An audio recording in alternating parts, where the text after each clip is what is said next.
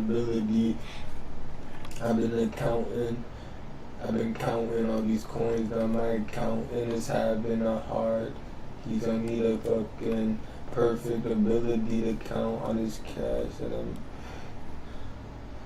bringing from the industry, man. I'm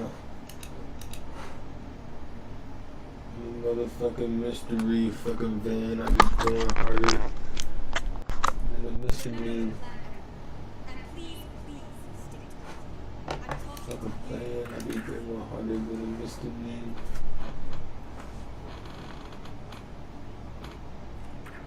Elephant. Right? Recording on Zoom is so easy. That's why I use Riverside. When I first started, welcome to the Google Lab podcast. It's science and science-based tools. I'm a Huberman, and I'm a professor of neurobiology and ophthalmology at Stanford School. Today we're discussing reading. Reading is something that we are all familiar with because we are all doing it right now. With waking states and while we are asleep. Most of us have probably heard that reading is that we can survive without food for something. We can't survive that long without water, but we could survive a few days without water, depending on how well hydrated we are. We need that water and heat of the environment. But that we cannot survive without breathing in more than a few minutes. And if we cease to breathe, that our brain and our bodily tissues will leave. In fact, that is true.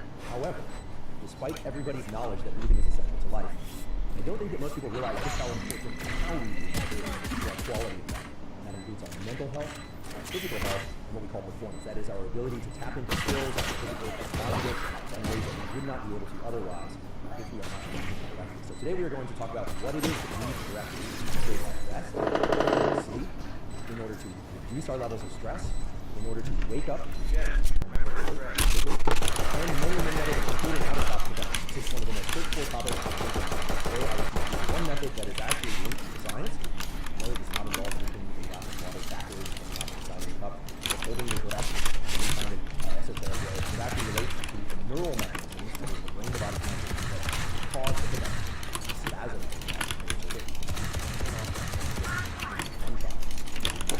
I developed, it's been known about for several centuries. Now know. So today's discussion will teach you many tools that you can apply. All of these tools are, of course, behavioral tools that teach you a lot. And in telling you how those tools work, you'll learn a lot about how breathing, aka the respiratory system, works and how it interfaces with the other organs and tissues in the body, particularly the brain. In fact, one of the most important things to understand about breathing right here at the outset is that breathing is unique among brain and body functions, in that it lies at the interface between our conscious and our subconscious behavior, and it represents a bridge, literally, in the brain, between the conscious and the subconscious. What do I mean by that? Well, breathing does not require that we attention to breathing. Where it will carry on in the back normally or abnormally. However, breathing is unique among the brain and body, in that at any moment, we can consciously take control of how we breathe. Absolutely, consider a tiny unusual feature of brain function. For instance, your digestion is carrying on in the background right now, but you can't simply control your digestion by thinking about it. In fact, most people can't even control their thinking by trying to control it. That actually takes some practice. You can do that. However, breathing is unique. Breathing will carry on involuntarily, subconsciously, in the background, as I said before, but if at any moment you want to hold your breath, inhale more deeply, vigorously, exhale longer than you inhale, you can do that. Very few, if any, other neural circuits in your brain and body allow that level of control. Turns out that level of control is not an accident. It has been hypothesized that by controlling breathing, the brain is actually attempting to control its own state. Now, the way that was originally stated in a scientific research paper was a little bit different, was a little bit more physiological. The statement was, the brain, by regulating breathing, controls its own excitability. Excitability in the context of neurobiology is how able the brain is to take in new information, how able the brain is not to turn itself off to go to sleep, and to regulate its own levels of anxiety, focus, etc. That seems a little bit abstract. I'll make it simple for you. By changing the pattern of breathing, you can very quickly change what the brain is capable of. In fact, a little bit later I'll tell you that while you inhale, you are far better at learning and remembering significant difference. That means you can only inhale and not exhale? No, of course not. We teach you how to breathe for the sake of learning and memory, as well as for physical performance and a number of other things. So hopefully I've been able to highlight for you the importance of breathing not just for life. Yes, breathing is essential for life, but that the subtleties of how we breathe, the duration and intensity of our inhale, exhales, how long we hold our breath, inhale, very critically defined. It feels weird, bro. Like I'm lagging or something, bro.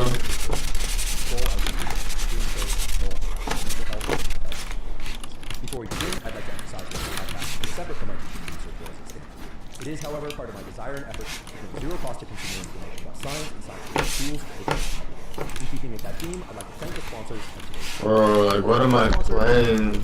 HVMN, which is a supplement that increases ketones, can be used in the context of a ketogenic diet. However, many people, including myself, find that increasing blood ketones by using supplements like HVMN can greatly improve cognitive ability and physical output for exercise, even when not on a ketogenic diet. A lot of research supporting the fact that even if you are consuming carbohydrates and you are not replacing, that is, you are not following a ketogenic diet, consuming supplements that can increase blood ketones can allow you to increase more clearly for cognitive work and physical work for that matter, perform a greater output for resistance training, endurance exercise, and indeed that's what I found. So I use it largely for preparing for podcasts or other aspects of my scientific work, and sometimes prior to workouts, especially if I'm working on having not consumed prior, if I'm having a lot more energy. It also has the properties of suppressing hunger. If you'd like to try Ketone IQ, you can go to hvmn.com/Huberman to save 20%. Again, that's hvmn.com/Huberman to save 20% off your order. Today's episode is also brought to us by Thesis. Thesis makes custom nootropics. Many of you have probably heard me say before, I'm not a fan of the word nootropics. Nootropics means smart drugs. And frankly, the brain doesn't work that way. The brain has neural circuits for focus. It also has neural circuits for oxygen and carbon dioxide. A common misconception is that oxygen is good and carbon dioxide is bad. That's simply not the case. Let's just take a step back from that statement. And let's think about it.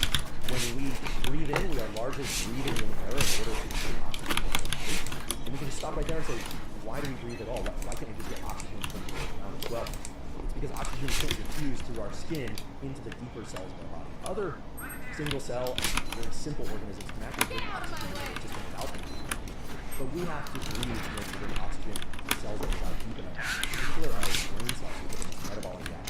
They require a lot of oxygen. And those brain cells are sitting in the brain, which is the vault, the skull. Have a system that will deliver oxygen. We also need a system that can offload or remove the gas and carbon dioxide. Not because carbon dioxide is bad, but because it's too much of it. In fact, much of today's discussion is also based on a common misconception that carbon dioxide is something you don't want to get rid of too much carbon dioxide or else you will have to get oxygen to the cells of your body. You need oxygen to remove carbon dioxide in your body. You also need to be able to offload or remove carbon dioxide and bring in oxygen in correct ratios so that you can perform some mental functions. So if you just dial out even further and say, what are the key components? What are the elements within the body that allow us to bring oxygen to the cells as is required to remove carbon dioxide from the body, required to keep enough carbon dioxide around in order to allow oxygen to stay? Well, that breathing or respiratory oxygen has two major components. I'm going to just briefly describe this. As I do this, I really want to highlight the fact that anytime you're thinking about biology, physiology, brain, liver, gut microbiome, it's useful to categorize things as either mechanical mechanisms or chemical. Let's just take the analogy. There are mechanical mechanisms that tell us when, for instance, you have neurons, nerve cells in your gut that signal how stretched or non-stretched the walls of your stomach are. How full or how empty your gut is. And send that information to the brain to make you feel, to some extent, hungry or not. In general, when our stomach is very full, especially if it's very distended, even with liquid, it suppresses all. Whereas when our stomach is devoid of that mechanical pressure, it can trigger hunger by in addition, there are chemical signals that go from the gut to the brain. For instance, we have neurons in our gut that can detect the presence of amino acids from proteins, fatty acids from foods that we eat, and sugars, different forms of carbohydrate. Neurons in our gut are paying attention to or respond to how much amino acids, fatty acids, and carbohydrates and send signals to the brain to either stimulate or suppress Those are chemical signals that are being passed through that brain, and they work in parallel with the mechanical signal. And this idea of in parallel with, again, is a very common theme in biology, especially in neuroscience. The term parallel pathway refers to the fact that anytime there's a critical bodily function, it's very unlikely that just one pathway just almost always from mechanical and chemical. I could take a number of other examples. For instance, if you want to avoid damaging your skin or other tissues of your body, which is essential to life, well then you have mechanical information about, for instance, whether or not something is pinching or pierce your skin. Mechanical information is sent via specific neurons up to the brain to signal a retraction reflex. You move your limb away from where other you also have a chemical sensitivity to things that elicit burn, or that elicit itch, or that elicit extreme cold. All of that chemical information. You will not kill my eye! Parallel pathways. So when we're thinking about the respiration, aka the breathing system, we also need to look at the mechanical system. What are the different components of the nose, the mouth, the lungs, etc., that allow oxygen to be brought in and carbon dioxide to be removed from the body, but not too much carbon dioxide removed, to allow sufficiently as optimally as possible. And then we also need to look at the chemical system of the lungs, bloodstream, how different cells use oxygen and carbon dioxide in order to understand that as well. If you can understand the mechanical and chemical aspects of breathing, even just at a top contour, well then the various tools that I discussed during today's episode, such as the ability to calm yourself down most quickly by doing what's called a physiological sigh. We'll go into this in more detail in a little bit. And this is two very deep inhales through the nose. So the first one is a long inhale, and the second one after that is a quick, sharp inhale to maximally inflate the mouth, followed by a full exhale through the mouth to lungs completely empty. So it's big inhale through the nose, then short inhale through the nose. Immediately after that, in order to maximally inflate the lungs, and then a long exhale through the mouth until your lungs are empty. You will understand why that particular pattern of breathing, and not simply one inhale, or not simply an inhale through the nose and an exhale through the nose as well, is optimal for reducing the stress quickly. That double inhale through the nose, followed by a long exhale through the mouth, works to reduce your levels of stress and lower your levels of so-called autonomic arousal very fast in real time, and it works better than any other known approach. That's something that your body has specific neural circuits to do. And it can perform voluntarily. It works so well to reduce stress very quickly, not because it brings in the maximum amount of oxygen and removes the maximum amount of carbon dioxide, but it optimally balances oxygen. If you understand the mechanical and chemical aspects, then you will understand exactly why that particular pattern of breathing Spike down A. is the most efficient way to rapidly reduce stress. If you can understand the mechanical and chemical aspects of breathing, you will also understand why most people are over-breathing. That is, they're breathing too often, even if Spike planted. shallow man, they're breathing too often. They are blowing off or removing too much carbon dioxide. And if you understand that carbon dioxide is critical for the way that oxygen is delivered from the bloodstream to the tissues of the body, including the brain, well then it will make very good sense as to why people who are breathing too much don't actually experience that Player standing. rather they're putting their body into a not getting enough. And this is true not just for people who are obese or who are suffering from diabetes, but for people that have, believe it or not, certain personality types. We'll talk about breathing and personality types, and actually how breathing has been shown to alter personality. Right? Breathing can alter personality in positive ways that allow anyone to show up to the very social and non-social endeavors of their life with more calm and in control.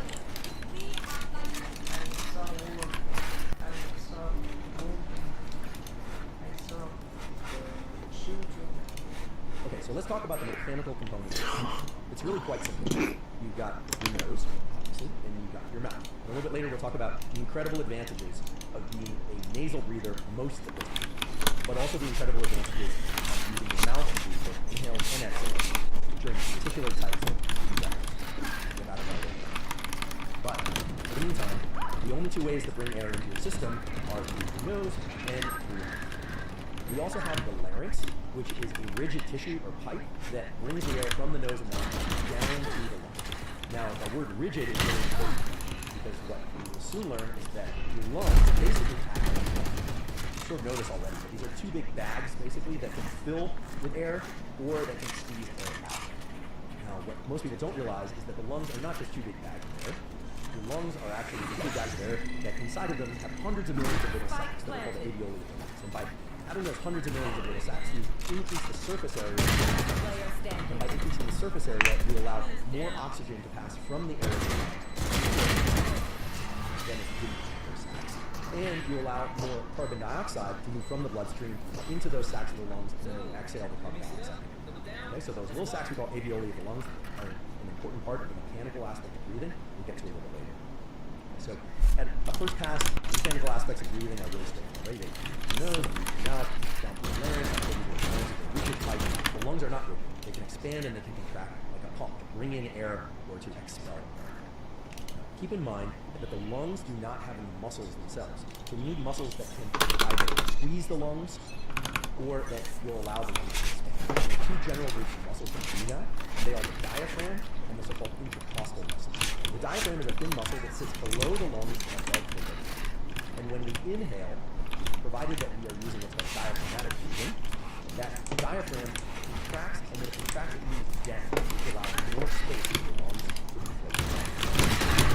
The intercostal muscles are the muscles between our ribs. Remember, people probably don't realize this, but the ribs are bone into those muscles, and the intercostal muscles, when you inhale, contract, and that allows your rib cage to move up and to expand a bit.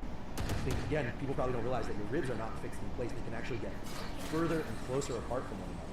So when you inhale, your rib cage actually moves up. Sometimes the shoulders will move up as well. That's because those intercostal muscles are contracted. Now, muscles can't move on their own. They are controlled by nerves. So we've got the nose, the mouth, the larynx, and the lungs. The lungs have all those little alveoli. And as I told you, we've got the diaphragm as a muscle to move the lungs, and you have the intercostal muscles to move the ribs, which can allow the lungs to expand. Again, we're just on the mechanical components of breathing. But because muscles can't move themselves, we actually use the muscles. And it's really nerves that control muscles. So you're not contracting your biceps, or you're walking and you're contracting your quadriceps, hamstring, calf muscles, neurons, nerve cells that control them. There's a specialized nerve called the phrenic nerve, phrenic nerve, that comes out of the neck. And out of the neck, they're little neurons that reside in the brainstem in the back of your neck. And they send little wires that we call axons down and out of the neck. They go close to the heart, and a little bit behind it. And they go down and they form synapses, they form connections with the diaphragm. And when those neurons release neurotransmitters or little chemicals, the diaphragm contracts. So we say that the phrenic nerve is a motor nerve designed to move muscle. However, the phrenic nerve has a few other nerves in the body. It's interesting in that it has not just motor nerves in there, neurons that control the contracting muscles, it also can sense, it has sensory. So it also sends connections. Actually, can go deep into the diaphragm, close to the liver. Maybe I said liver twice now already. We can get back to this later when we talk about physical movement and cramps of the body. Those sensory neurons dive deep into the diaphragm, and then they go back up to the brain, and they allow you to sense where the diaphragm is. So they're giving information about where the diaphragm is. And most of the time you're not paying attention to this, but right now you can actually try this, and I would encourage you to do this. Diaphragmatic breathing is in many ways the ideal way to breathe, and that it's the most efficient. Talk about what you mean exactly. Bro, like, what is that, bro? Allow the lungs to expand, bring air into the body. Bro. And if you want to know whether or not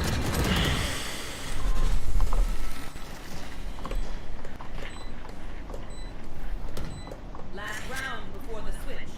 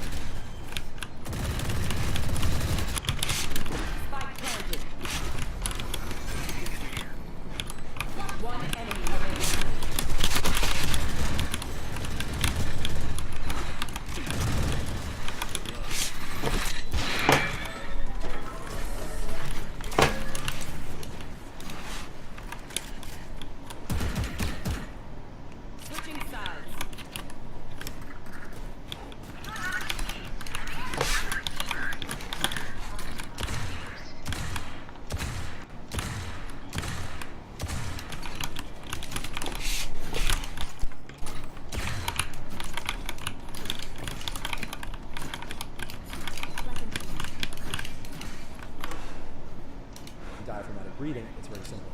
If you inhale, probably best to do this. You could do it. If you inhale and your belly moves outward on the inhale, well then that phrenic nerve is controlling your diaphragm properly. And then when you exhale, your belly should go in just right. That's diaphragmatic. Diaphragmatic breathing is talked about in context of yoga, it's talked about calm down and so on. The diaphragmatic breathing is just one mode by which the brain and the phrenic nerve, which is called muscle, the diaphragm, control the mechanical aspects of the breathing and exhale. As I mentioned before, you also have these muscles between the ribs, or the muscle muscles, and there's a separate set of nerves that allow those muscles to contract for your rib cage to contract a bit, then those muscles relax in order to expel. I'd like to go on record by saying that there is no rule that diaphragmatic breathing is better than breathing over the rib. This is a common misconception. It's, oh, your shoulders are going up and down, and your rib cage is moving while you're breathing. Well, then you're not breathing right. And if your belly goes out and the rest of your body is still while you breathe, well, then you're breathing right. I note a 0. In fact, 0 minus 1 data to support that statement. You have multiple parallel mechanisms to control the mechanics of your lungs. And when you're exerting yourself, there's 100% to use both costal muscles and your rib cage moving, as well as your diaphragm in order to bring in a lot of oxygen and to offload a lot of carbon dioxide. And when you're calmer, frankly, you could use diaphragmatic breathing, or you could use rib cage type breathing in order to bring enough oxygen. There's no real data showing that diaphragmatic breathing is somehow better or worse. However, being able to mechanically control those independently or to combine them and use them together is of tremendous power in regulating control. We'll talk about how to do that. So right now, please understand that you have different mechanical components that allow you to bring oxygen into your system and to expel air and to thereby offload carbon dioxide. Again, we haven't talked about the gas exchange of carbon dioxide and oxygen, how that's happening. But the basic mechanical components are pretty simple. It's nose, mouth, larynx, lungs, radially, and there's 2 muscles, the diaphragm and the what I want to mention is why it's so important that larynx is rigid. That is very rigid. And the reason is that unlike the lungs, if you want to act as sort of a bellow pump, where you can deflate it and inflate it in order to move air in and out, the larynx needs to be rigid so that it doesn't collapse while you're bringing air in and out. Imagine that if there was a very flimsy tube or the walls of the larynx were very flimsy and thin, well then you can imagine breathing in very vigorously and it would shut like a tube. It could not be good. So the fact that the larynx is rigid is actually a very important part of this whole system. Other important mechanics of breathing is the fact that your nose and your mouth have different resistances to air. You probably notice this right now. Breathe in through your mouth, versus breathe in through your nose. Some of you perhaps have a harder time breathing in through your nose. By the way, it's perfectly normal that one or the other nostril you breathe through or easier to breathe through, but most people across the day it has to do with flow of mucus, common fluid, and intracranial effect. Totally normal. Many people out there think they have a deviated septum. They don't have a deviated septum. A little bit later, talk about how imperative it is to surgery.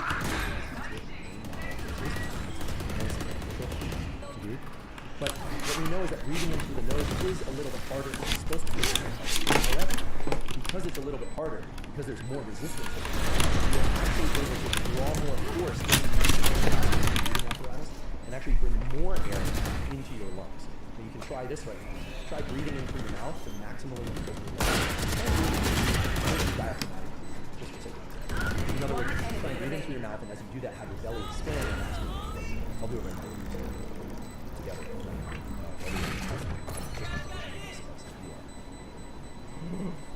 Okay, so I can inflate my stomach doing that, but now try doing it with your nose.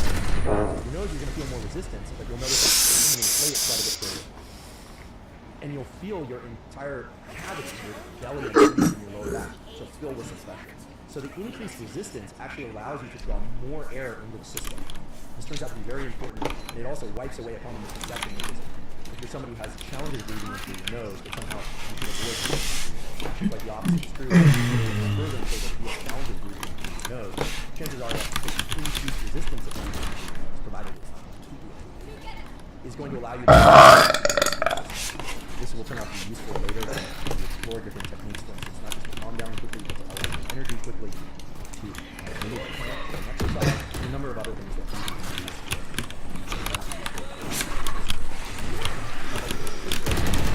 One of our sponsors, Athletic Greens.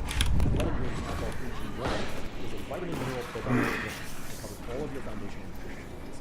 I've been taking Athletic Greens since 2012. I'm delighted that they're sponsoring the podcast. So I started taking Athletic Greens, and the reason I still take Athletic Greens once or usually twice a day is that it gets me probiotic, superbiotic. In fact, carbon dioxide plays critical roles in delivering oxygen to your cells.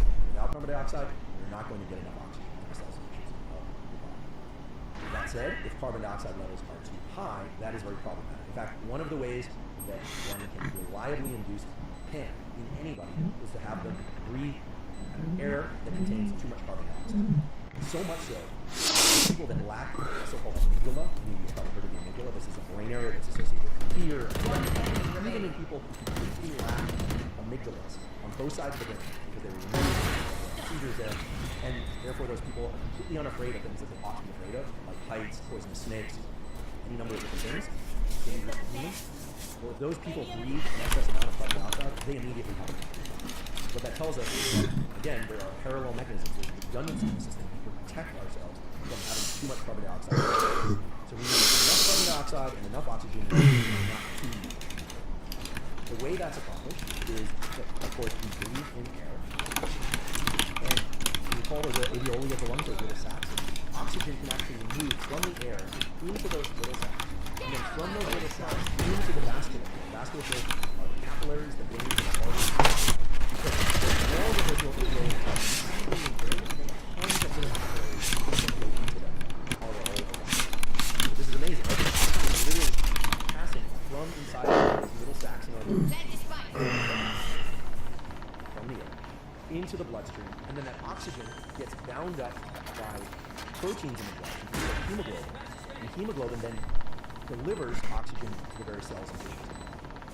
However, oxygen can't just hop on hemoglobin and cruise along with hemoglobin until it gets to the brain and then hop off. It doesn't work that way. You require carbon dioxide in order to deliver it. Carbon dioxide has this incredible property of actually being able to change the shape of hemoglobin. Hemoglobin is shaped as sort of a cage around oxygen molecules, and when it's in that cage shape, the oxygen can't be liberated. So you've got oxygen and hemoglobin bound to one another, moving through the bloodstream. But if a tissue needs oxygen, there needs to be carbon dioxide present to open up that cage. And that's what carbon dioxide does. It allows that cage to change shape, and then the oxygen can be liberated and then can be delivered to the tissues, whether or not it's brain tissue or muscle tissue, so on and so forth. And so those are the major chemical components of breathing. There are a few other aspects related to the chemical components of breathing, such as the fact that carbon dioxide is strongly related to how acidic or how basic your body is in general. So for instance, if carbon dioxide levels go way down, your blood pH goes up, alkaline. Now, for many people, the word pH and the whole concept of pH immediately help. pH is actually very simple. You want the body basically to be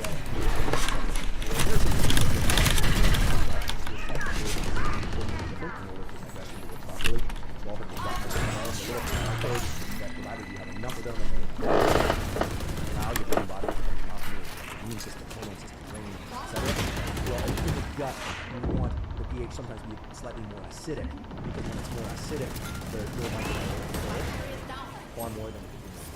But basically, you want the rest of the body to be at pH 74. If carbon dioxide levels go too low, the pH decreases in a way that you might say, oh, that's bad, but that actually allows more oxygen to be available for tissues to be able to see. We'll talk about this a bit more later.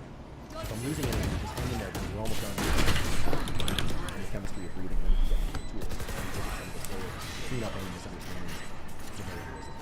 But as we're talking about carbon dioxide over and over again, and how key it is that carbon dioxide and problems with going too high or too low, you should probably be asking yourself, what actually makes carbon dioxide go low, right? We know that we breathe in oxygen, and then it can pass from the alveoli into the bloodstream, and we need carbon dioxide to liberate oxygen from the hemoglobin to the cells and tissues of the body.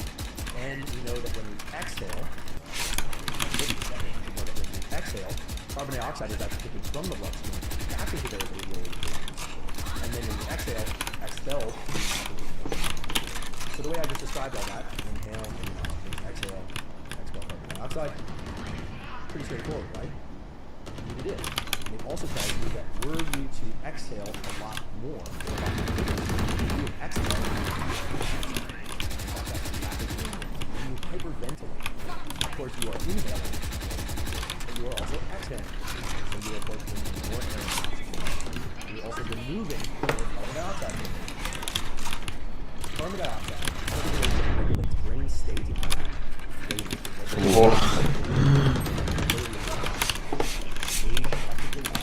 One enemy remaining. It can create states of panic and anxiety, which is why when you hyperventilate, you feel an increase in anxiety, or when you feel an increase in anxiety, you hyperventilate. So reciprocate. In fact, I don't want anyone to have anxiety or panic attacks to try this now, but for most people, it's probably safe as long as you're not driving or doing something mechanical or operating machinery that is. It's not safe to do 25 or 30 deep inhales and exhales, and you'll notice that by about breath 10, you'll start to feel tingling, and you'll probably feel a little bit more alert. And again, if you have anxiety or panic attacks, then you don't do this, but you will feel an increase in so-called autonomic power, overall sympathetic nervous system. So nothing to do with sympathy, everything to do with alert. You have to deploy adrenaline from your adrenals. So I'll just do this now. You can try this now again, provided you're in a safe place. If you don't have anxiety or panic attack tendencies, you will be breathing through your nose and out through your mouth. Remember, we're breathing in more and more vigorously, exhaling more and more vigorously than normally would. Just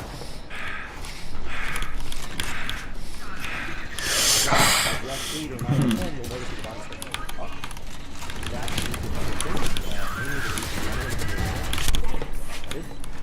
Lightheadedness is actually because the vasculature, the capillaries in the brain, some things in the arteries in the brain, actually restricting, cutting off blood flow to the brain. Why? Well, because carbon dioxide actually is a vasodilator. Normally it exists in your body. Capillaries, veins, and arteries dilate. One enemy remaining. When you hyperventilate, sure, you're bringing in a lot of oxygen, which you think would make you alert, and it does, but you're also expelling a lot more carbon dioxide than you normally would, and that's causing some restriction. You start feeling tingly in the brain, Player standing. your legs. You will also notice that you're feeling more alert in the brain, but that you might start to feel a bit of anxiety. So hyperventilation, yes, brings in more oxygen, also removes more carbon dioxide. The removal of excess carbon dioxide puts you into a state that's called hypopneic, right? Hypoxia is reduced levels of oxygen relative to normal. Hypopnea is reduced levels of carbon dioxide. So reduced levels of carbon dioxide that are largely responsible for that elevation of energy and also a little bit of anxiety, restriction of the vasculature, tingly. Okay, so by now it should be clear that we need both oxygen and carbon dioxide. Once we close to this episode, I will explain how to adjust those ratios, depending on what your immediate needs are and what you plan to do next. Exercise. Before going any further, however, there is something I want to touch on because even though not everyone will experience this, I think enough people experience it that it is of interest, and now's the right time to what happens when you go up to a very high altitude, meaning why it's hard to breathe when you get up high. If you're close to sea level, you are getting the optimal balance of oxygen in the air you breathe. As you ascend in altitude, so if you go to 6,000 feet, 1,000, 7,000 sea level, this is very visualistic climbing technology where you climb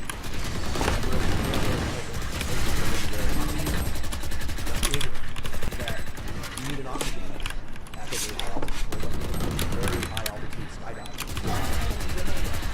So a lot of people say, oh, there's not much oxygen in the air, it's very thin.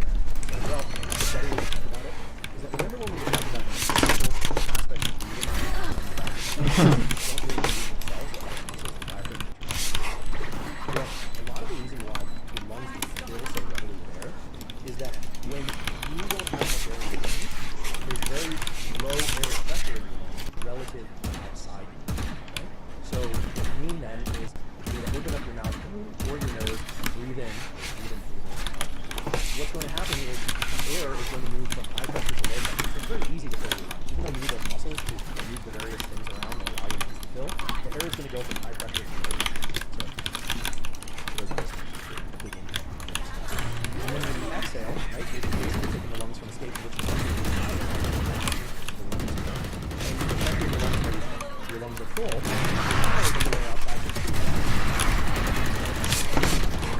You're high altitude, the air pressure is low. So what happens is the air pressure is lower outside the body, and your lungs are not full of air. You don't have that really radiant so it's putting a lot more effort into breathing air. How would I not be? None of those. Shoulders are lifting and stretching. You really have to generate enough air and oxygen. Now, an important principle to understand is that in humans, and in some other species, but really what we're talking about now is humans, when you inhale, that's an active process. You really need to use those muscles of the intercostals and the diaphragm in order to inflate the lungs. But the whole process is made easier when air pressure outside your body is higher than it is in your lungs, because then they're going to fill up your belly. Exhaling, at least for humans, is passive. You just have to relax the diaphragm and relax the intercostals and fall back into the position. Inhaling is actually so what happens is you're at high altitude, you're really low. A lot of energy moving air into your lungs to get the equivalent of oxygen into your lungs. So that's why when you arrive at a high altitude, the first few days you get lightheaded, you get headache, you also can have to build up carbon dioxide. No, bro. No, bro. That can impact your system and tissues. But I've heard many explanations of why it's hard to well, we discovered one reason, which is that you don't have that. You better fucking win that. You are shit. You better fucking win that. If you've been at altitude for a few days and you have the opportunity to adjust, a lot of athletes, for instance, will go train at altitude. It's hard for them in the first days or weeks, and then they really get trained at altitude. There are a number of different adaptations that occur in terms of the amount of oxygen that can be carried in the blood, like hemoglobin, and the interaction between carbon dioxide and hemoglobin and oxygen that allow more oxygen to be delivered to the tissues, such that at altitude you can function just normally. But if you then move I get 12. Say you've been training at 8,000 feet or 10,000 feet, and you're hiking up at a high level and adapted, and you come down to sea level, well, for about 2 to 5 days, you're going to feel like an absolute beast. You're going to be able to essentially deliver far more oxygen to your muscles per breath. Part that is because of the way that the hemoglobin and the oxygen that it's carrying has been altered when we're at high altitude, but it's also because when you were at that high altitude, those intercostal muscles and diaphragms got trained up quite a bit and allowed you to generate more air volume for every breath. In other words, those muscles got stronger and you got more efficient at driving the phrenic nerve consciously to really breathe in a lot of oxygen so you don't feel lightheaded, headache, etc. Okay, so that's a little bit of an aside, but it's an important aside, I believe, because A, it answers a question a lot of people ask and a lot of people wonder about, and B, because it incorporates both the mechanical aspects of breathing and the chemical aspects of breathing. I realize it's a little bit of an unusual circumstance, but now if anyone asks you why it's hard to breathe at altitude, you know it has to do with this lack of high pressure to low pressure gradient across the body and the atmosphere outside you. It's also an opportunity for me to say that if you do find yourself at altitude and you have a headache, you're feeling like you just can't catch your breath, spending some time really consciously trying to draw in larger breaths of air, as much as that might seem fatiguing and with a shorter breath, will allow you to adapt more quickly. A little bit later in the episode, we'll touch on a few methods, including deliberate hyperventilation, combined with some breath hold that can allow you to deliver more oxygen to the cells immediately upon arriving at altitude, so you don't have quite as much headache, disorientation, and so on. This is Claire. Need something spicy? Just order it.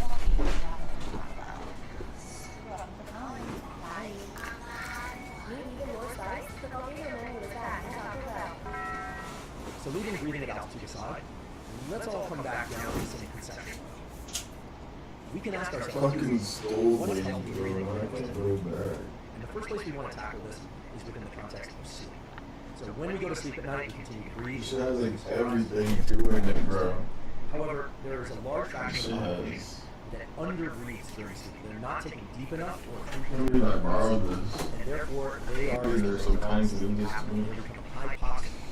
Hypoxic. There's less oxygen being brought into their system than is necessary. People that are Carbonated water, natural and artificial flavors, citric acid, beta-alanine, iodine, caffeine, and gyrose, green energy, sucrose, sodium benzoate, Well, first of all, excessive benzoate, acetate, L-tyrosine, acetylcholine, potassium, The other thing is acetylcholine, potassium, L-theanine, choline, alpha-size, alpha-GPC, methylbrine, acetylcholine, ethylene, acetylcholine, huperzine, peroxide, HCl, methylcholine, dementia of normal sort or Alzheimer's type dementia, which is an acceleration of early cognitive decline. 300 mg caffeine. Stress, sleep apnea will greatly disrupt the amount of oxygen brought into the brain and body during sleep, and is going to lead to a number of nighttime and daytime issues. So it's something that really needs to be addressed. And we'll get into this a bit more later, but since I raised it as a problem, I do want to raise the solution. One of the major treatments for sleep apnea is that people get a CPAP device, which is just face mask and machine that they sleep with. And while those can be very effective, not everyone needs a CPAP. One of the more common methods nowadays that's being used to treat sleep apnea, which is purely behavioral intervention, the cost is that people people are starting to shift deliberately to nasal breathing during sleep because of the additional resistance of nasal breathing and because of the fact that there's far less tendency, if any, to snore when nasal breathing. Taping the mouth shut using medical tape prior to sleep, putting medical tape on the mouth prior to going to sleep and then sleeping all night with medical tape on the mouth is one way that people can learn to nasal breathe during sleep and can greatly offset a lot of sleep apnea, snoring, and sleep-related issues. A number of people don't want to or don't feel safe putting medical tape on their mouth prior to sleep. For some reason, they think they're going to suffocate, and of course, you would wake up and start to run out of air at any moment. So that's not so much a concern. But what they'll do is they will start to use pure nasal breathing during any type of exercise, or even just for some period of time walking during the day or while working. And again, later we'll get into the enormous benefits of shifting to pure nasal breathing when not exercising hard, meaning although great that you could normally hold a conversation, although pure nasal breathing you won't hold a conversation, or when simply or any number of things that are low intensity. You can train yourself in the daytime in deliberate actions, taking the mouth shut or just being conscious of keeping the mouth shut. And that, in addition to having a number of positive health and aesthetic effects during the daytime, is known to also transfer to nighttime breathing patterns and allow people to become nasal breathers as opposed to mouth breathers during sleep and to snore less and have less sleep apnea. Again, if you have severe sleep apnea, you need to check out sleep CPAP, talk to your physician. But for people who have minor sleep apnea, or sleep apnea that's starting to take hold, these other methods of shifting to becoming a nasal breather are going to be far more beneficial and far more cost effective than going all the way to the CPAP, which, by the way, doesn't really teach you how to breathe properly as much as it does adjust the airflow going into your system. That's an important point. And when you shift from mouth to nasal breathing during sleep, you're actually learning and training your system to breathe properly. And when I say learning and training your system to breathe properly, what do I mean? Let's put some scientific and mechanistic meat on that. We already talked about the phrenic nerve, this nerve that innervates the diaphragm and allows for the lungs to fill up because of moving the diaphragm. What we didn't talk about, however, were the brain centers that actually control the phrenic nerve and control breathing. Knowing about these two brain areas and what they do is extremely important, not just for understanding the content of this episode, but for understanding all of the tools that we'll discuss and indeed your general health as it relates to respiration. So there are basically two areas of the brain that control breathing. The first is called the pre-butt signaling complex. You don't have to worry about the name so much, just know that it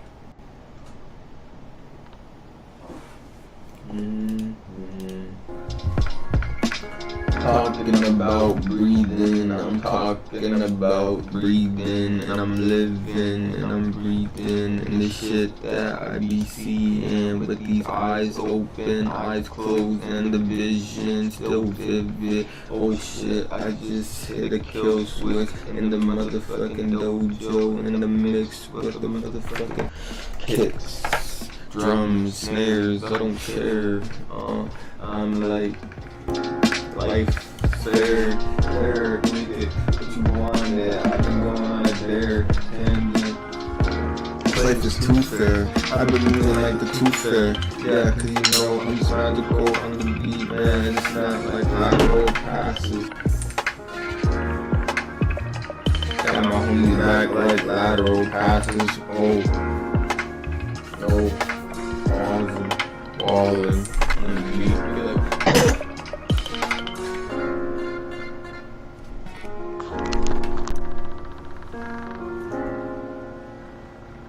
The camera, shit. I got like motherfucking dandruff. It's like, man, I'm like, damn man, can it? I'm like, damn man, can it? I'm about to span it like a broken attack. I just broke an attack. Broken attack. You open it flat.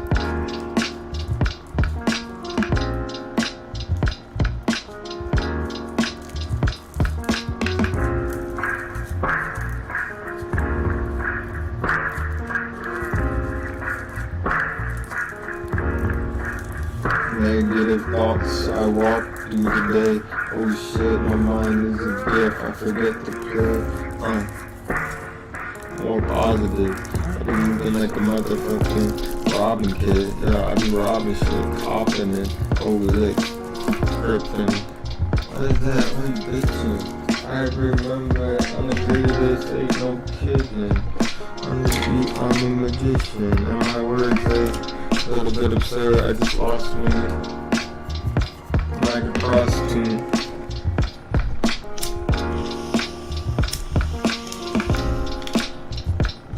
Zombie, they're so perspicacious and something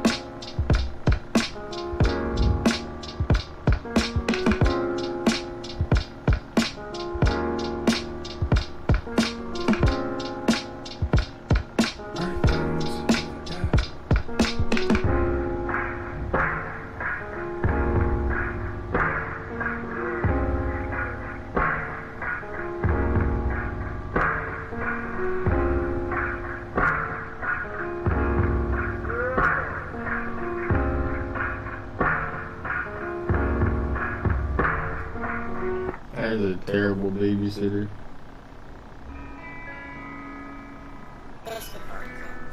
Nice.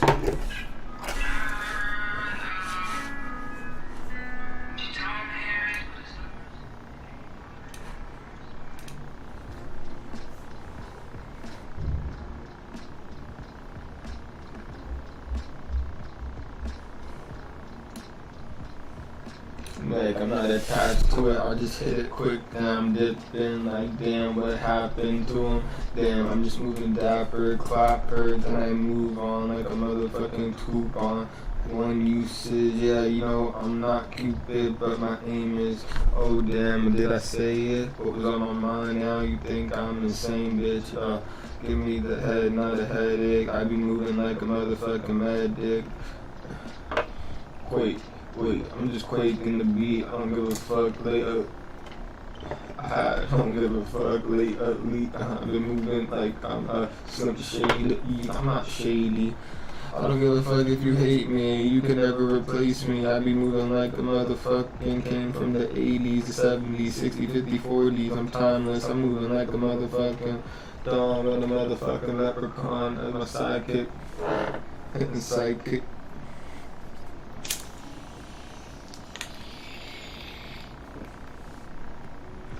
I said with a dawn, a leprechaun, and my sidekick, cause I'm luckier than a motherfucking chuckling, buckling, running on me. I'ma shoot you with a motherfucking bullet dapper. I be good.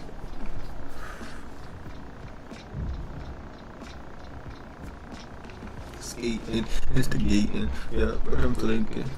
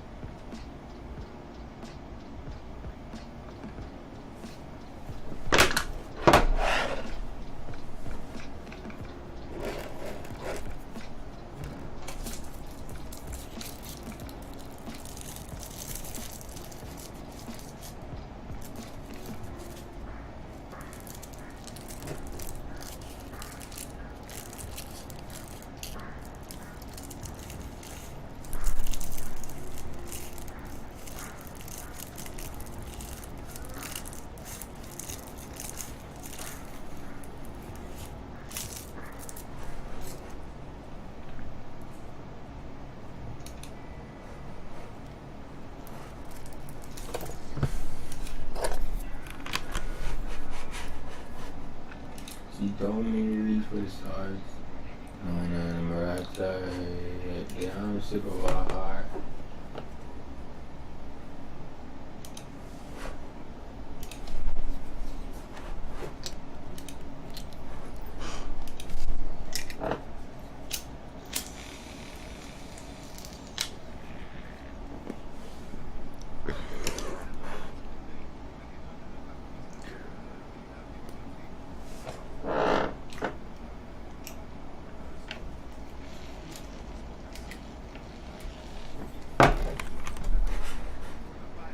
man, let that go on arrival.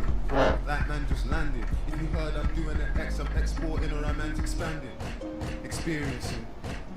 Yeah, my man don't wanna ride this fear in it in. Don't let the Zed keep tearing it in. I got a from Butter Bottagos from Daniel Lee. I got a mill 4 times this year, but 800 is my standard fee. I got an alligator with a pointy shoes. I'm Congolese. I give a wood straight off the wall. She told me it tastes like cassava leaves. My boy can't be an absent dad. What type of a man or father leaves? That bro, no, we don't play that shit. Like, why would you sing this shit? Comparing me to a dad now, I gotta get up and leave. That one cut me deep and hurt my heart in a way that you wouldn't believe. I give for the sake of giving, don't give for clout, don't give to receive. I buy her a bag, don't want her to know the price. I never give her receipts, man talk on me and I give her receipts. I built this shit, that's brick by brick, that's me. Did that street by street, shotgun awkward like a meet and greet. Back then cinema was sweet, Chinese man with a DVD. PYT on my FYT, FYI, I got a BRB, it's STS8, NCAM from Rowan or SW16. I'm cool and clean, I'm hurt, I just wanna find my feet. Paper, pussy and power, pussy, it's in that order. Don't answer an unknown caller. Yeah. You wanna know why I decided to become an online closer instead of starting my own business? It's because RTW Records fucking victory, like we're inside, bro. We're in Peckham, I don't come to Peckham, bro. I stay in West, I'm sorry, yeah. I'm sorry. A left-hand side and it fit me nice. They told me it's 30 racks, now I'm campaigning for that animal's rights. I got my hand on.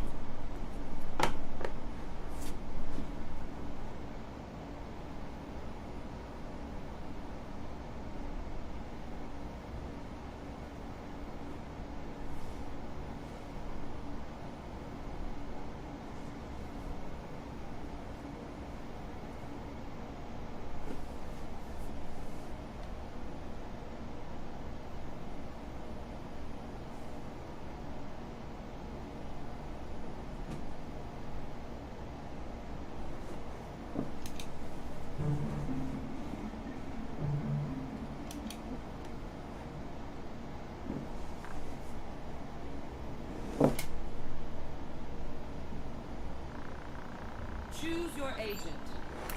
I chose Jed.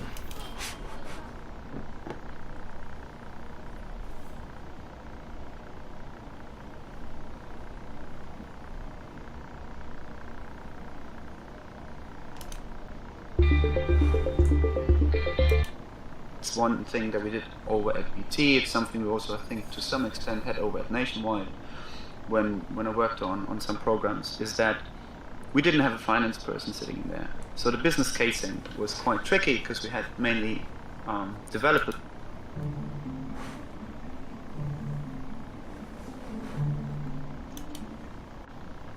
I've been in the training industry for the past... So you asked the most important question in strategy, which is not what is true, but what would have to be true. So you say of the first option or possibility, as I call it, what would have to be true about the customer? What would have to be true about our capabilities? What would have to be true about the competition for that to be a great idea? And you ask that of each of the possibilities. So you have a list of the important things that would have to be true for that to be the best idea. Okay, and then you choose the one that has the highest number of things that are likely to be true? Not quite. I don't go there quite yet. I then ask, from there? I asked of the things that would have to be true, which of the ones which are we most worried are not true? Good one. And those are the barriers, what I call the barriers to choice, because if there's something that would have to be true, but you're saying, I don't think that's true, you're never going to go do that, right? Okay. So it's then, after you've identified those barriers, you figure out how you can test them.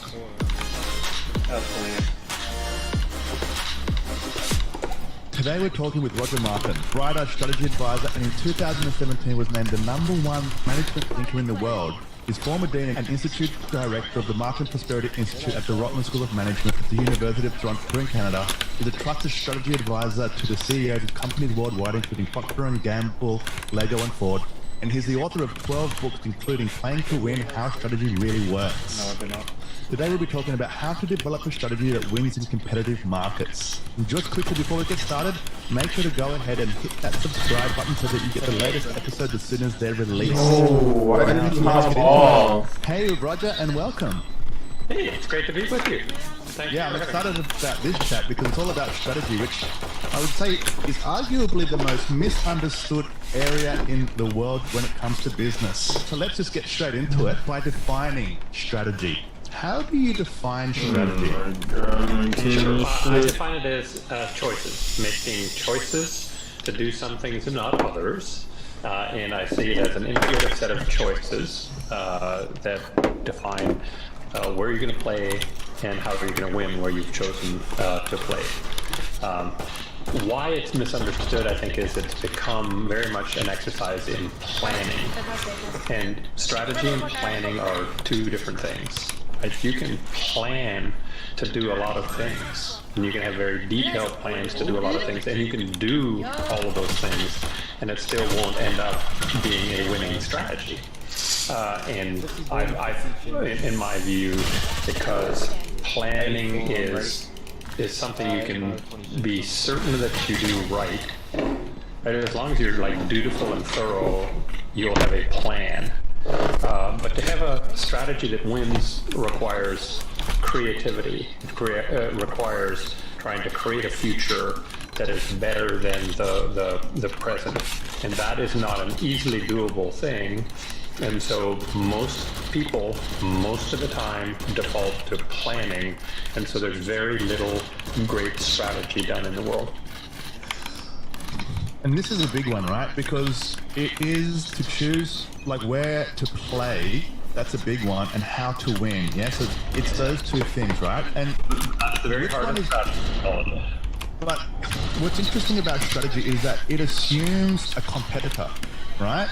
It assumes there's a competitive landscape. Is that right?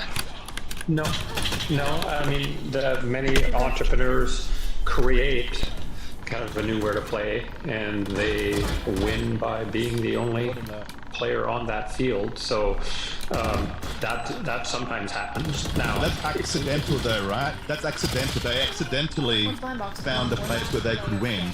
Right? Not necessarily. I mean, that's entrepreneurial beauty, is sort of figuring out some need that is not being met that you can meet, and now what tends to happen is that somebody will enter that space. I mean, if it's a really stupid idea and nobody's buying it, and you're not, they'll leave you to it until you run out of money. But if it's clever and it turns out that people buy and you make a lot of money, then you can be sure others will enter, and it will no longer be a monopoly. But I would just say it's not by definition you have a competitor. In essence, when you're developing something entirely new, right, the competitor is doing that, right? The very first car did not have a direct competitor, but it had doing without a horse-drawn carriage.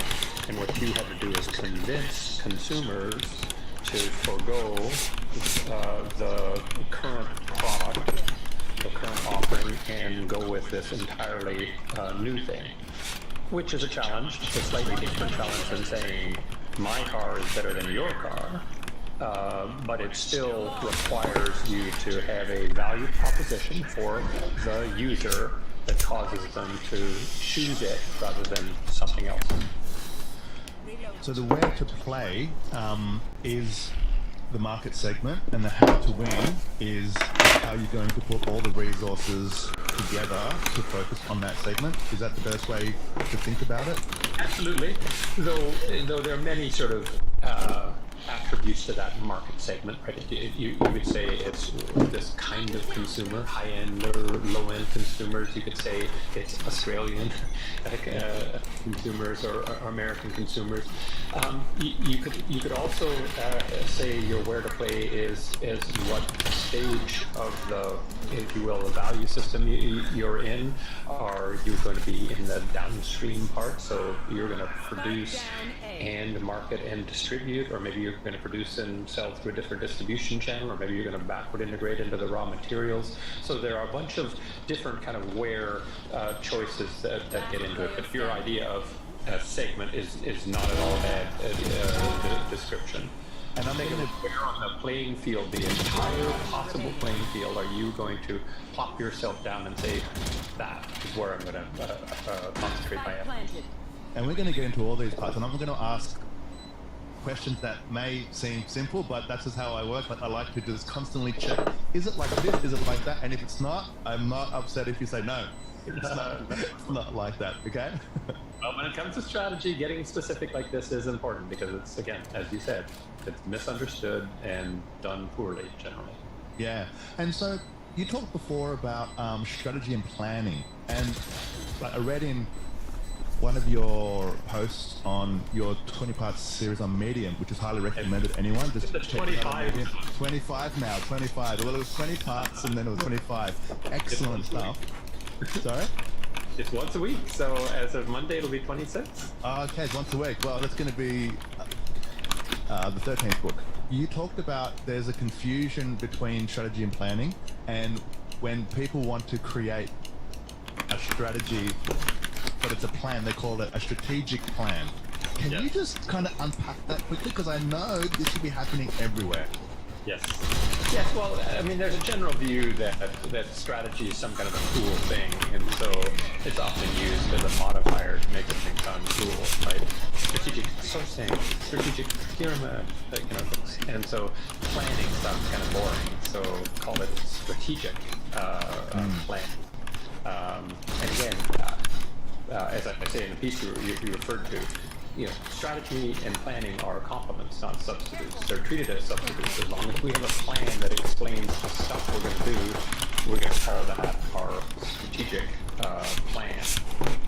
But unless it adds up to, here's where we're going to play, here's how we're going to win, then it doesn't deserve the modifier strategic, because it isn't a strategy in the sense that I believe the term was coined. I mean, the term originally came from the world of the military, right? There's a long, rich history from Sun Tzu to of saying, here's the techniques for thinking about how to win a battle, and we're going to call that military strategy, and that eventually got imported to business this is our approach, our theory of the case that will enable us to achieve the thing we would like to achieve. That's strategy. Yeah, sure. And so just to clarify the first point, which was a strategy is a selection of the place to play and how to win.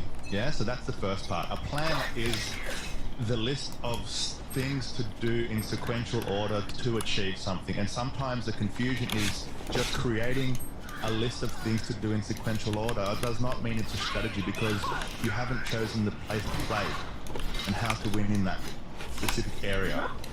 You got it. See, these are not simple questions. Yeah, but I just want to clarify them, make sure I've got it, and also just for the listeners as well, right? And the second part, and this is... I was giving you credit. Oh, thank you, I like credit. The second part was, and this is just a quick side note, because I'm just specifically in this topic, but how does the military definition of strategy relate to the business definition, and how closely related are they? Well, I think there's some kind of family resemblance, but they aren't the same thing. And in fact, right, strategies evolved from away from military strategy, because if you think about military strategy and you ask what mattered in military strategy, what really mattered is us, so our capabilities versus that of the competitor, and what we were going to do, what they were going to do, and how those two things were going to interact.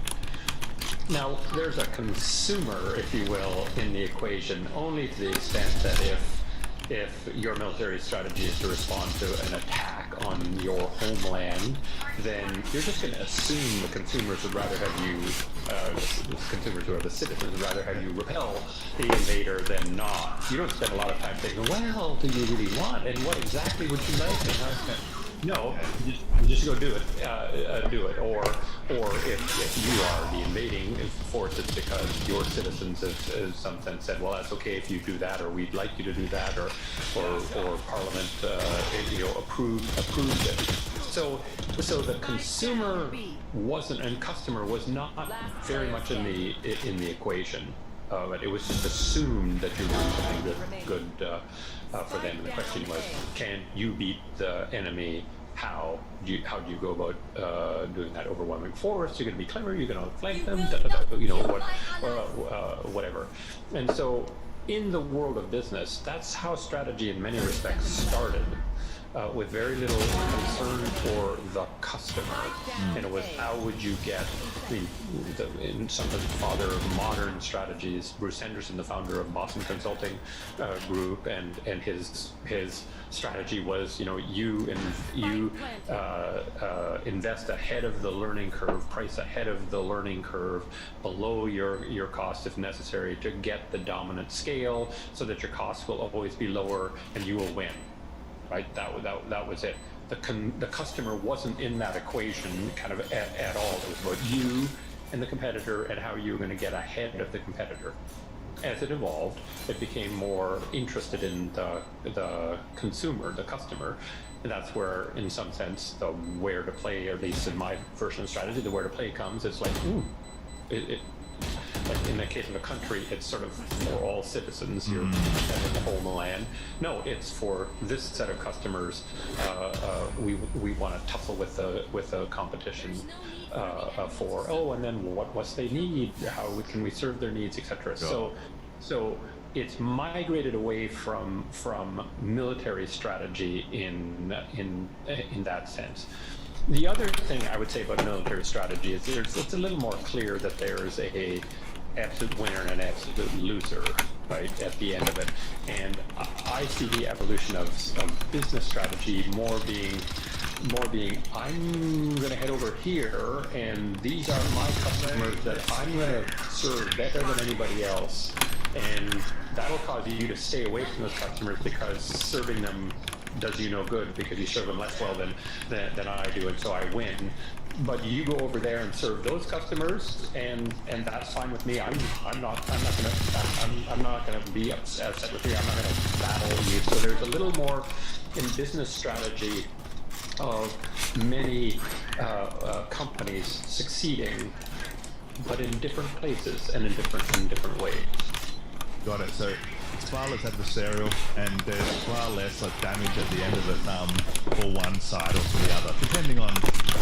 If people have really clever strategies, where you get more equivalent of death and destruction, right? People wasting their money on endless battles, whatever, is when companies don't really have a strategy for winning. They just have a strategy for competing. And they compete endlessly, bashing each other over the head for no good reason.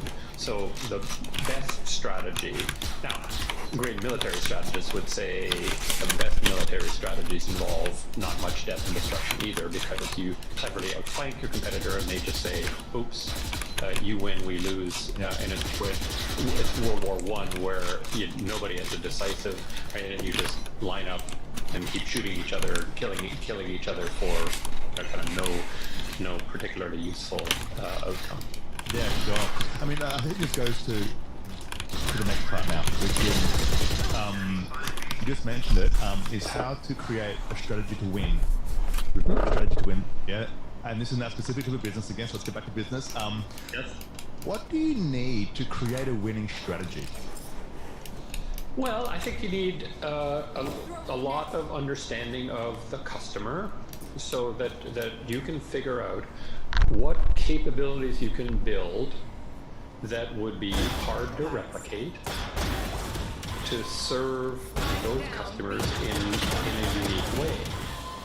And that is kind of the essence of the strategy. You have to build and deploy capabilities that are hard to replicate against meeting a customer need in a particular way. If you can do that, you'll have a strategy that succeeds. And how do you find that place? Say, for example, we're talking about the customer, right? And so we want to go into a specific segment. We know who the customer is. We do some surveys with them, but we interview them and so on or whatever. Like we do some qualitative surveys, right? So we have an understanding now of the customer, right? So now with that information, like what do we now? What's the next step? Yeah, like is it to see the size of the market? Is it to identify the what's the next step? Yeah, it's at this point. This is the creative act. It's to say what's a theory for how I might serve that customer segment better than anybody else. What are they missing? Right? Is there something that they long for that they don't currently have? Or if they're getting stuff right now, is it at a cost to them, a price that's so high that they buy less than they would otherwise and aren't particularly thrilled with that? And we could create a different economic structure that would enable us to sell it. But it is having a theory of how we could serve them better. And what I'd say is, and this I take a page out of the design world, come up with multiple theories, right?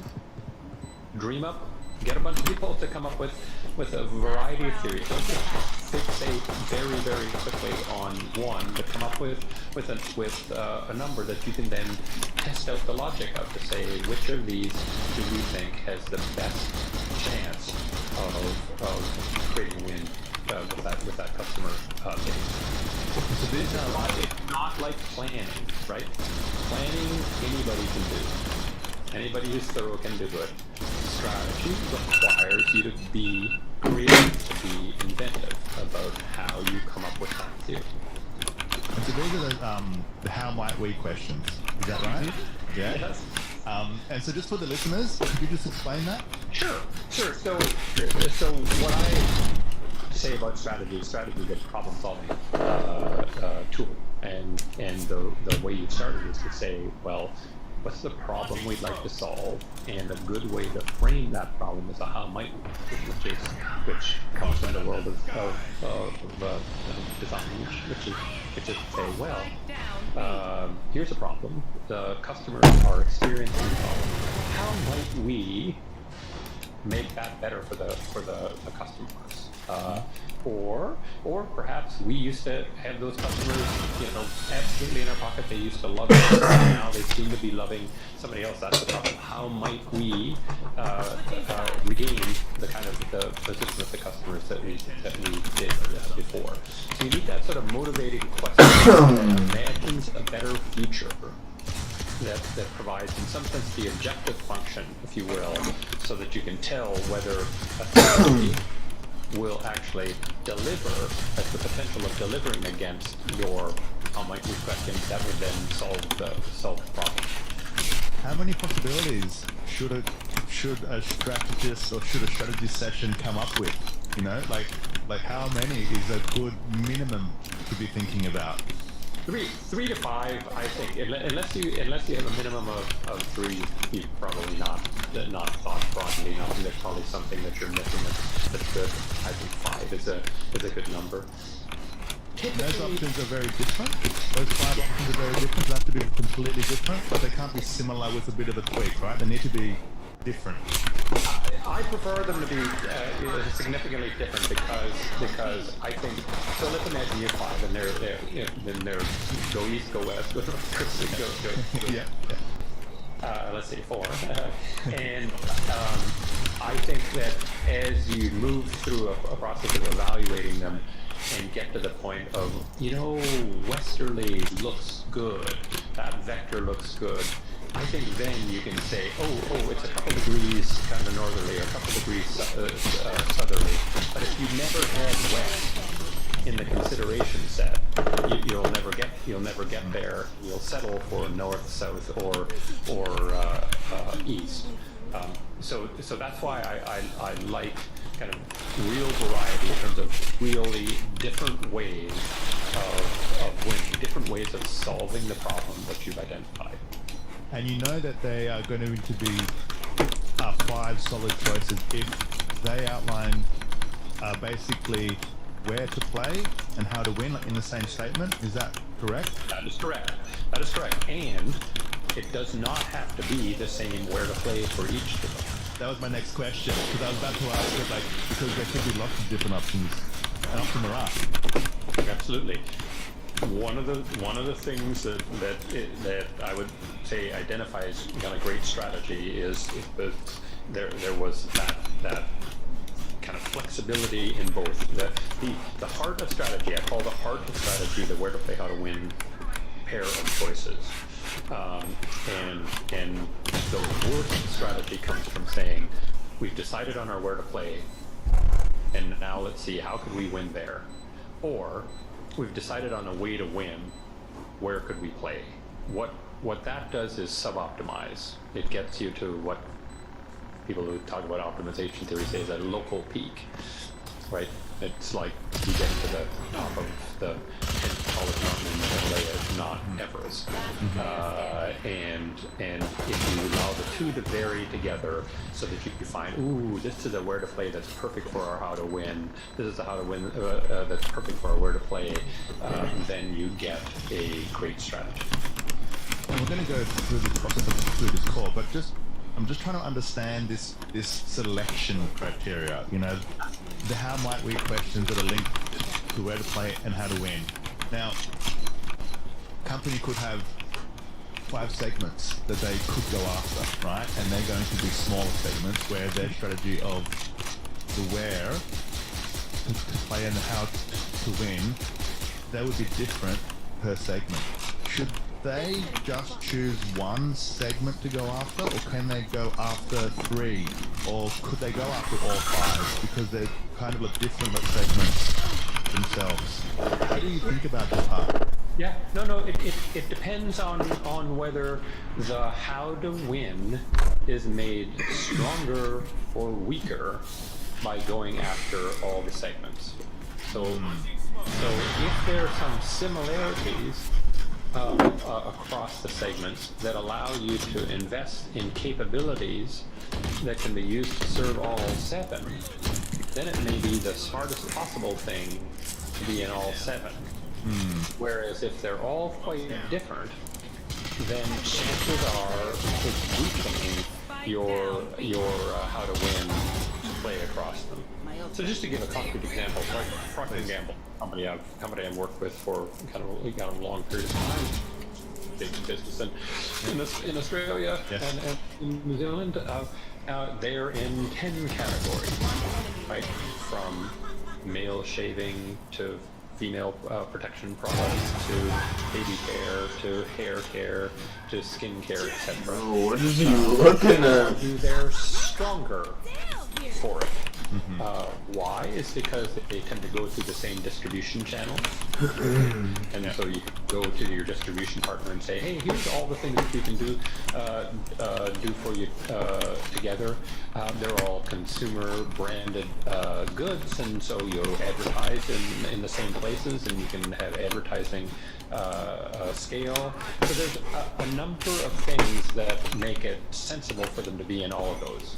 But not too long ago, they divested. They had a ethical pharmaceutical business, right? FDA approved drugs. Yes. And they thought they bought a company called Norton. They paid a couple $1 billion for it because they thought, hey, we can bring our consumer packaged goods branding experience to this. But kind of what they found is it goes through a completely different distribution channel, right?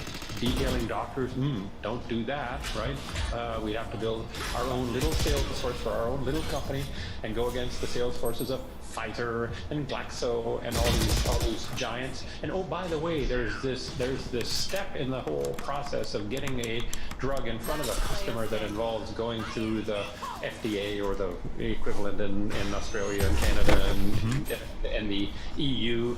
And as a relatively little pharma company, we do that once every couple of years, and Pfizer does it once a week. Not once a week, but with it. Wow, they're really good at that because there's an art to that. We're not so good. So even though Procter & Gamble had a theory about how this would be a good idea, it wasn't a strong enough theory. Yes, they had advantage in branding. When they had a product, they were better at branding it than the pharma companies and the like. But on a bunch of other features, they were just not nearly as good. And so they sold it. They sold it actually for a profit. They made some money on it because they did a pretty good job with it. But it wasn't something where they could be number one, which is what they want in each of their categories. They want to be number one in every category in which they compete. That was not going to happen in our lifetime, if ever. And so there would be a case where one segment too many. Got it. Or one segment that was too different for it to be a good thing. Hurry up and die. I got shit to do. You guys are eyes. Category. Is that a checkpoint for the strategy that is a good strategy that you should be going for at least a large enough, I say, market share for that category?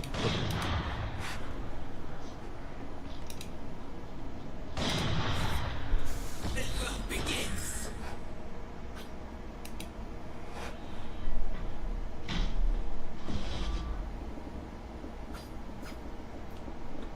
30 seconds left.